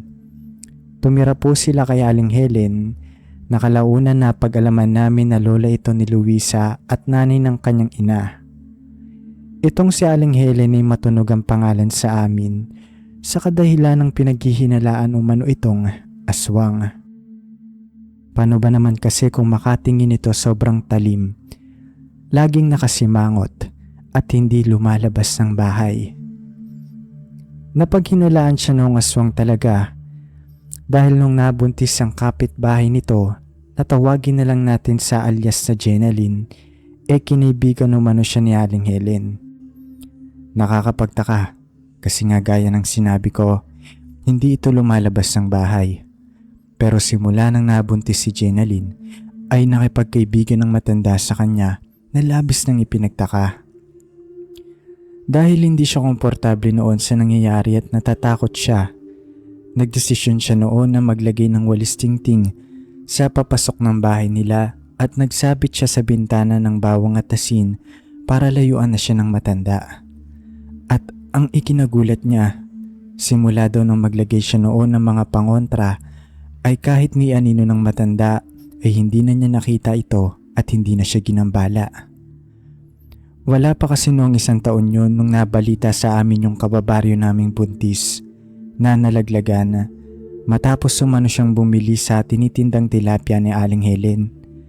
Na nung mga panahon na yun ay halos araw-araw daw niya umanong nakikita ang matanda na umaaligid sa kanya, na kung hindi siya pagbebentahan, madalas na din itong nakikita sa labas ng bahay nila. Naglalakad lang at sumusulyap sa kanya o hindi naman kaya bumibili doon sa kapitbahay nila.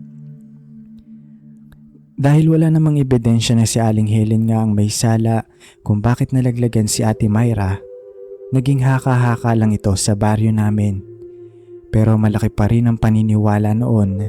Hindi lang si Ate Myra, pati ang buong barangay namin na siya ang may sala at inaswang siya ni Aling Helen. Hindi po iikot ang istorya natin kay Aling Helen, pero may kinalaman din siya sa kwento. Bumalik na po tayo sa kwento nung nakilala ng Kuya Baldo, si Luisa. Gaya nga ng sinabi ko, pinaghihinala ang aswang si Ate Helen. Siyempre kung aswang siya, siyempre aswang din ang pamilya niya. Kahit alam kong nag-aalala noon ng mga magulang ko, siyempre pati na ako, noong naging kaibigan ni Kuya si Luisa, ay ni minsan hindi siya sinuway ng mga magulang ko na pagbabawalan ba na makisama sa apo ni Aling Helen. Kasi sa tagal nilang magkasamang dalawa, wala naman pong masamang nangyayari sa kuya ko. Hindi naman po kami sa nanguhusga ng kapwa, pero mas mabuti nang umiwas sa kapahamakan dahil nga sa sabi-sabi sa aming baryo, natakot na rin kami. Alam kong alam ni Kuya ang sabi-sabi sa aming baryo, Kaya nagtataka rin ako kung bakit hindi siya natatakot kay Luisa. Hanggang sa isang araw, naglakas loob din ako at nagulat ako sa mga sinabi niya. Kaya pala hindi niya maiwasan si Luisa ay may gusto pala siya dito. Hindi ko naman siya masisisi noon na magkagusto ang kuya sa kanya dahil maganda ang panlabas na anyo ni Luisa. Maputi at matangkad. Kamukha niya noon si Christian Reyes na pinabata. Pero alam kong mas nagustuhan niya ang ugali nito. Mabait naman si Luisa, tahimik din katulad ni kuya. Kaya siguro nagkakasundo sila. Fast forward na po tayo sa panahon na nasa high school na kami. Ito kasi ang isa sa mga tumatak sa kaisipan namin ng mga panahong ito. Hindi lang si kuya ko, pati na rin sa lahat ng mga nakakakilala kay Luisa. Naging maingay ang balitang ito noon sa aming paaralan. Sapagkat marami kasi ang nagtaka kung bakit hindi na pumapasok si Luisa. Maraming haka-haka at sabi-sabi. Tulad ng sumakabilang buhay na siya at iba pa. Wala naman kasing makapagsabi noon kung ano ang dahilan. Basta bigla na lang siyang di pumasok at nawala. Si Luisa ay nagkaroon pala ng kakaibang sakit na nagpabulag sa kanya. Walang espesipikong sinabi kung ano ang eksaktong sakit niya. Pero nabulag siya na naging dahilan kung bakit hindi na siya nagpatuloy noon sa pag-aaral. Simula nang mangyari yun, wala na silang komunikasyon ng kuya ko. Nagkaroon na rin ng kasintahan ng kuya ko noon na isa sa mga kaklase niya. Hanggang sa makagraduate kami ng high school. Kinuha ng tito ko ang kuya ko para magtrabaho doon sa Laguna. Hindi na siya nagkolehiyo. Nagsakripisyo pala siya para sa akin. Nakapag-aral ako malapit sa amin. Tinutulungan niya ako sa pinansyal.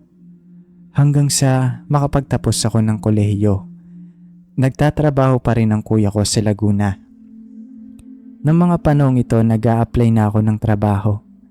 Tumutulong-tulong muna ako sa amin habang naghihintay ako ng mga tawag sa mga kumpanyang pinag-applyan ko. Kapag kasi nasa bahay ka lang, marami ka pa ring chismis na nasasagap. Lalo na sa lugar namin. Lalo na kung tungkol yan sa mga aswang. Naging usap-usapan kasi noon sa amin na patay na daw si Aling Helen. Pero ang nakakapagtaka yung sa mismong burol nito. Wala kasi silang pinapasok ng mga taga-baryo namin o sinabihan na mayapa na ito. Nalaman na lang namin nang may nakakita sa bahay nila sa labas na mga taong puros nakasuot na itim. 'Di ba? Kadalasan puti ang suot kapag nagpupunta ng burol. Pero yung mga taong yon ay hindi taga sa amin. Kahit isang tao doon ay wala silang nakilala. Wala ding nabalita noong may formal na inilibing ito sa sementeryo. Nag-iisa lang kasi ang sementeryo sa amin kaya kapag may namayapa ay malalaman namin agad yon. Sobrang misteryoso talaga ng pamilyang yon. Pero may mas nakakakilabot pa dyan sa sumunod na nangyari.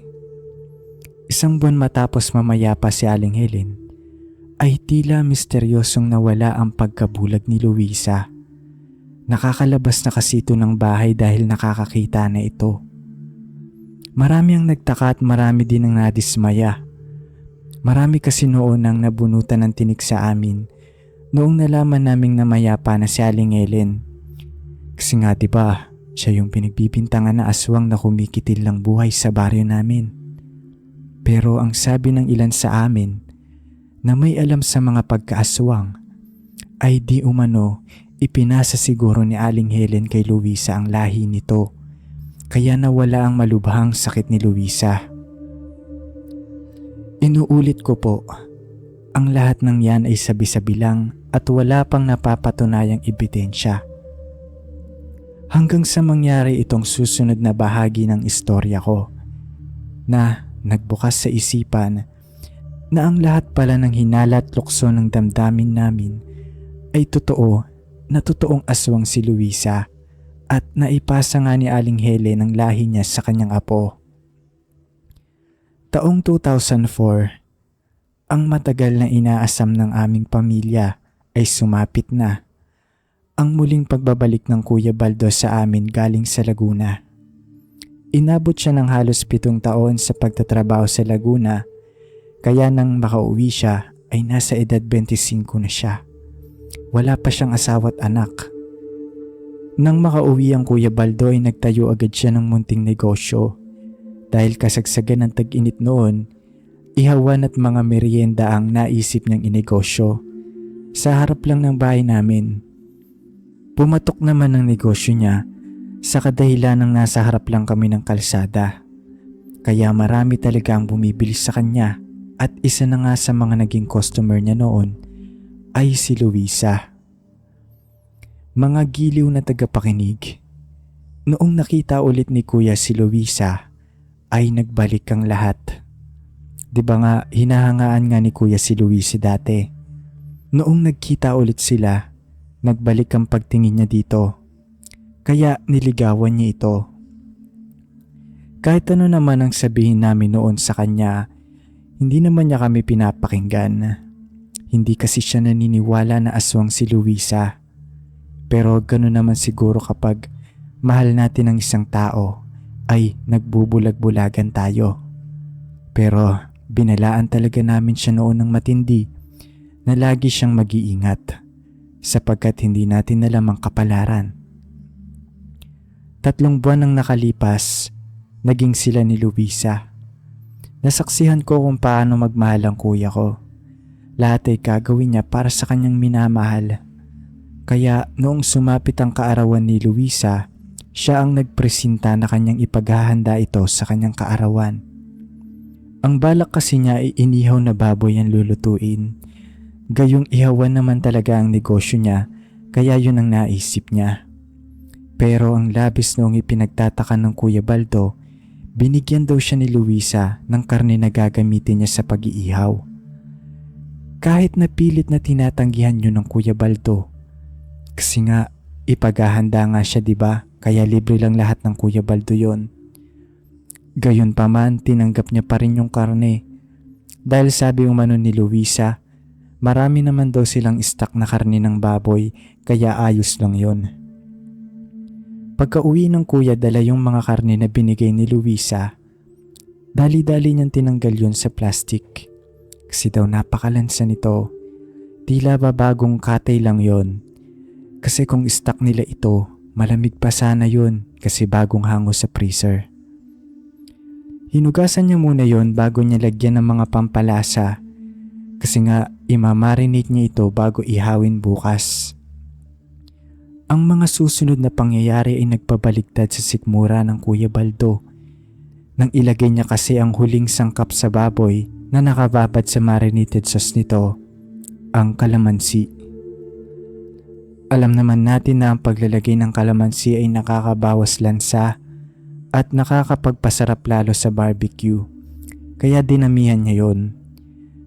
Pero nang mailagay niya ito sa baboy, maya-maya lang nagkaroon ito ng maliliit na buhok na parang sa balahibo ng baboy ramo. Nagkaroon din ito ng sebo-sebo at umaalingasaw din ito na parang nabubulok na karne. Sa pagkakataong yun wala nang ang duda ang Kuya Baldo. Kagagawan ito ng isang aswang. Parang nabuhusan siya noon ng malamig na tubig. Kasi nanggaling nga ang mga karning yun kay Luisa.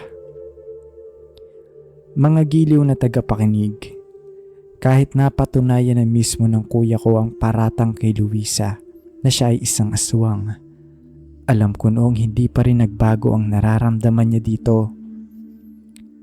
Pagkatapos na kasing maranasan yun, ay nilayuan na niya si Luisa. Pero bakas pa rin sa kanya na nalungkot siya sa nangyari at natuklasan. Pero ang sabi naman ng nanay at tatay, napakaganda daw na maaga niyang natuklasan ang pagkatao ni Luisa at hindi na umabot pa na nagkaanak sila at mapakasalan niya ito. Maraming salamat po sa pakikinig ng istorya ko hanggang dulo. Dito na po nagtatapos ang aking kwento. Mabuhay po kayong lahat at palagi po tayong mag-iingat. Mapagpalang araw po sa inyo, Sir GD. at sa mga nakikinig sa YouTube channel nyo. Tawagin nyo na lang ako sa alias na Ryan. Napasulat ako para ibahagi ang nakakatakot na pangyayari sa buhay ko nang mapadpad ako sa probinsya ng Capiz. Alam naman natin na ang Capiz ay sikat sa kasabihan na pugad daw ito ng mga aswang. Napakaganda ng probinsyang ito. Nandito ako para ibahagi ang karanasan ko at hindi para siraan ng lugar. Sa Bulacan ako nagkaisip at lumaki. Kung bakit ako napadpad ng Capiz, hayaan niyo pong ikwento ko sa inyo ang buong istorya. Marami akong pinagsisihan sa buhay. Isa na nga dyan yung hindi ako nakapag-aral ng kolehiyo. Lahat naman na hindi magandang ginawa natin sa buhay, may consequences na kapalit. Balang araw, sisingilin tayo nito. 20 years old lang ako noong nawala ang tatay ko. Maraming nagbago sa buhay namin. Naging problema namin ang pera. Dito ko naranasan ang hirap ng buhay. Nagtulungan kami ng ate ko sa paghahanap ng trabaho. Ang nanay ko bumalik sa pagtatahi ng mga kurtina at bag. Hanggang sa mapadpad ako sa syudad ng Taguig para maghanap ng trabaho. Ang hirap palang humanap ng trabaho kapag wala kang tinapos. Ang dami kong inaplayan sa mga sikat na establishmento at sikat na kainan, pero hindi ako pinalad na makapasok doon. Nakahanap ako ng trabaho na hindi nangangailangan ng mataas na pinag-aralan. Sa isang tindahan ng mga sabon, bilang isang kargador o tagabuhat. Ang nagmamay-ari noon ay isang single mother na negosyante. Tubong Capiz sila. Kasama niya ang pamangkin niyang babae na tawagin na lang natin sa pangalang Rose. Si Rose ay kaedaran ko lang rin. Matanda ako sa kanya ng 1 taon. Ang trabaho niya ay isang cashier. Lagi kaming magkausap sa trabaho. 2 lang kasi kami doon. Nagsama rin kami sa iisang apartment. Ang apartment na tinutuluyan namin ni Rose ay libre lang. Naawa kasi sila sa akin noong nalaman nilang taga Bulacan pa ako. Kaya kahit babae si Rose, pinayagan nila kaming magsama. Wala pang 4 na buwan yun, namatay ang nanay ng may-ari ng tindahan. Lola ni Rose, uuwi daw sila ng Capiz. Ako naman uuwi sa amin pa Bulacan. 1 linggo daw kasi silang magsasara. 1 araw bago sila lumuwas, sinabihan ako ni Rose na sumama.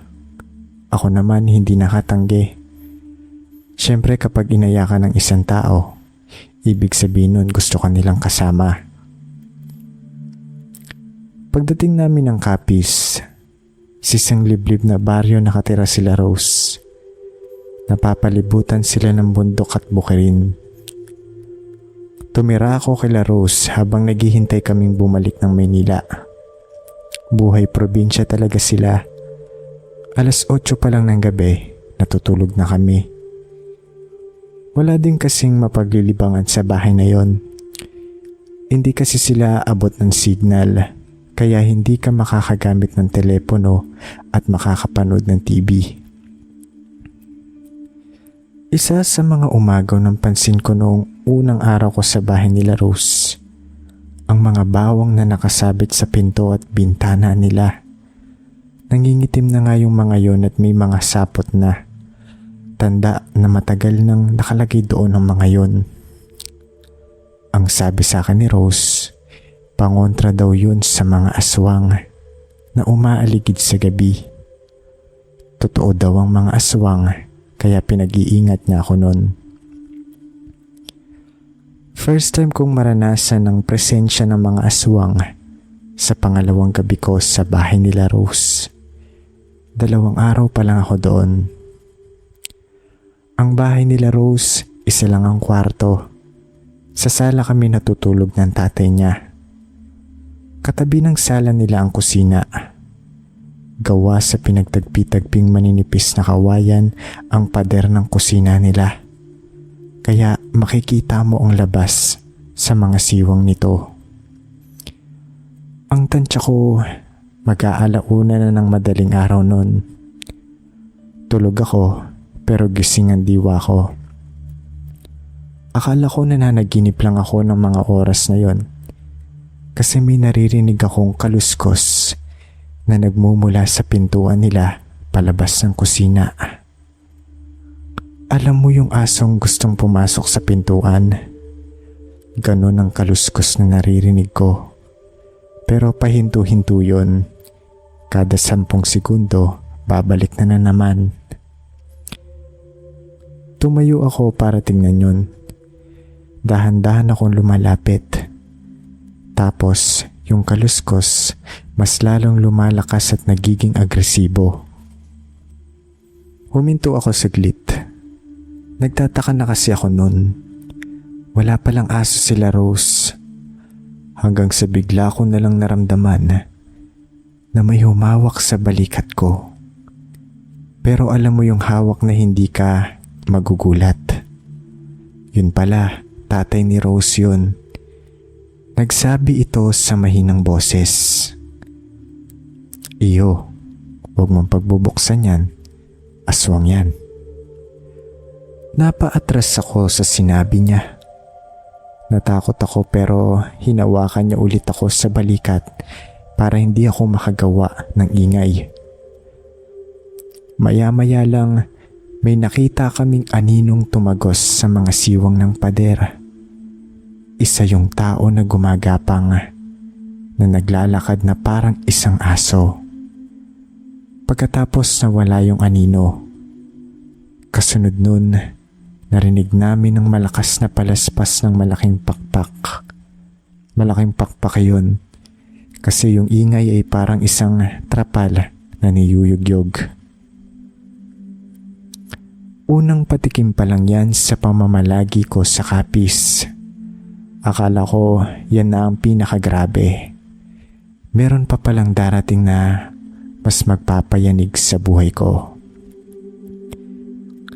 Nakalimutan ko palang sabihin ng panahon nang mangyari ito. Nasa kalagitnaan ng Mayo po ito, kung saan mainit pa ang panahon at may panaka-naka ng ulan. Ang sabi nga nila, mainit sa mata ng mga aswang ang mga dayo sa probinsya. Malimit lang kasi ang mga dayong may alam kung paano sila kontrahin at iwasan. Ang sabi ni Rose, walang masamang mangyayari sa akin kundi ako lalabas ng bahay nila. Pero hindi naman natin maiiwasang lumabas, di ba? Ang mga kalaban ay umaatake kung saan ka mahina at wala kang alam na nasa bitag ka na nila. Hindi titigil ang mga aswang kung wala silang mabibiktima dahil katulad nating mga tao, magugutom sila kung wala silang mahahanap na pagkain. Araw ng Sabado, isang araw bago kami lumuwas pa Maynila. Nagkayayaan ng mga pinsan ni Rose na maligo sa ilog. Halo-halong edad ng mga kasama namin. May mga bata at matatanda. Kasama din nila ako sa pagluluto. Nagkatay sila ng 4 na manok. Niluto namin yun ng 3 klaseng putahe. Dahil tanghali kami magpupunta doon, tanghalian ang niluto naming ulam. Nag-ihaw din kami ng tilapia, pero inihaw po namin yon nung nasa ilog na kami. 3:00 pa lang ng hapon, nagdilim na ang paligid. May nagbabadyang ulan. Pinaahon na namin ang mga bata sa ilog dahil delikadong maligo sa ilog na yon. Kapag umuulan daw kasi rumaragasa ang agos nun. Pinauwi na namin ang mga bata at sinamahan naman sila ng mga gusto na ding umuwi. Bale, 6 na lang kaming natira nun. Si Rose at yung 4 pa niyang pinsan. 5:00 ng hapon, nagutom ulit kami. Naubos na kasi yung mga ulam kanina. Pero may natira pang kanin. Nagsabi si Rose na meron pa daw natitirang tilapia sa bahay nila. Kukunin daw niya yon at iihawin na lang namin. Pero ako na ang nagpresentang kumuha. Kasi nagliligpit sila noon ng mga gamit kasama pa yung isa niyang pinsan. Pumayag naman siya. Habang naglalakad ako noon, may patak-patak ng ulan na hanggang sa makakita ako ng isang malaking kuweba. Nagsabi ako noon na kapag umulan, doon ako sisilong. Hindi pa ako nakakalapit sa kuweba, bumuhos na ang napakalakas na ulan. Pinapasok pa rin ako ng ulan sa kuweba sa sobrang lakas ng hangin. Hanggang sa mapansin kong may dumaan na matandang babae na nakapayong. Nakita niya ako pero dinaanan niya lang ako. Maya-maya lang bumalik yung matandang babae. Tumayo siya sa harap ko. Tinanong ako kung saan ako nanggaling at kung bakit ako nandoon sa kuweba. Sumagot naman ako na galing ako sa ilog at inabutan ako ng ulan. Sobrang bait ng matandang babae. Magiliw kausap at laging nakangiti kahit nagsasalita. Napapayag niya akong sumama sa bahay nila para sumilong. Sakto daw at may niluluto siyang nilagang baboy. Nagugutom pa naman ako ng mga oras na yon at natakam ako sa sinabi niyang ulam. Pagdating namin ng bahay niya, wala siyang kuryente. Tanging lampara na may gaas ang ilaw niya. Tinanong ko siya kung may kasama siya sa bahay na anak o asawa. Pero ang sabi niya, nag-iisa na lang daw siya sa buhay. Hindi na ako nagtanong kung bakit kasi masyadong personal na yon. Hanggang sa pinaupo na niya ako sa lamesa dahil luto na daw ang niluluto niyang nilagang baboy. Kahit mausok at amoy usok sa loob na ng bahay dahil kahoy ang gamit niya sa pagluluto, amoy na amoy ko pa rin yung nilagang baboy na niluluto niya. Hindi nagpapatalo ang amoy nun. Sobrang bango na parang masarap siguro ang pagkakaluto nun. Idagdag mo pa na maulan ang mga oras na yon at saktong-sakto sa malamig na panahon. Binigyan niya ako noon na nakalagay sa malaking mangkok. Walang kanin, pero maraming sabaw. Umuusok pa yun sa sobrang init. Pero napansin kong wala itong kahit na anong gulay. Walang pechay, repolyo, wala ding mga paminta. Puros karne lang at sabaw. Tapos yung mga karne, lahat yun may mga buto. Hindi na ako nagreklamo. Isa pa, nagugutom na rin ako at gustong gusto ko na yung matikman. Tinikman ko muna yung sabaw. Napakasarap nun. Lasang-lasa ko ang katas ng karne. Lasang nilaga naman po siya kahit wala yung sangkap na nakasanayan ko. Sumalok pa ulit ako ng sabaw sa kutsara. This time, puno na yung kutsara ng sabaw. Natatapon na nga yun sa sobrang dami. Natikman ko na kasi kaya alam ko na yung lasa. Sunod naman, hinati ko yung karne sa kutsara. Napakalambot nun. Walang ka-effort na humihiwalay ito sa buto.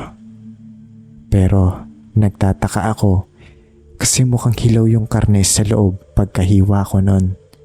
Sa labas mukhang luto naman, pero sa loob parang sariwa pa talaga. Isusubo ko pa lang yun, biglang nagpaalam sa akin yung matandang babae. May kukunin lang daw siya.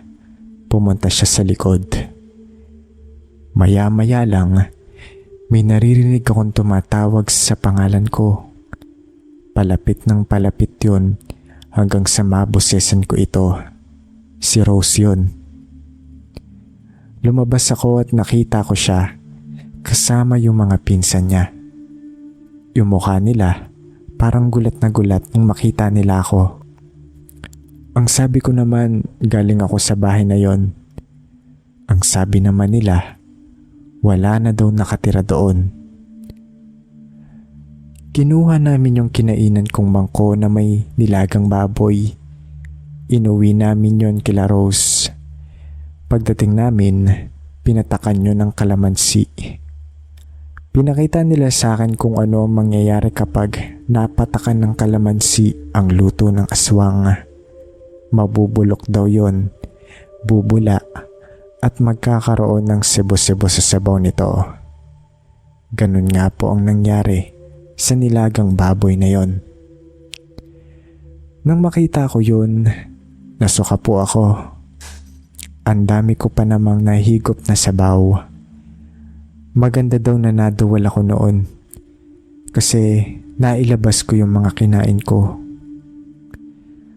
Lagi kong sinasabi sa sarili ko noon na minalas ako, pero hindi ko alam na hindi pa rin ako pinabayaan ng may kapal dahil buti na lang sabaw lang ang nakain ko noon.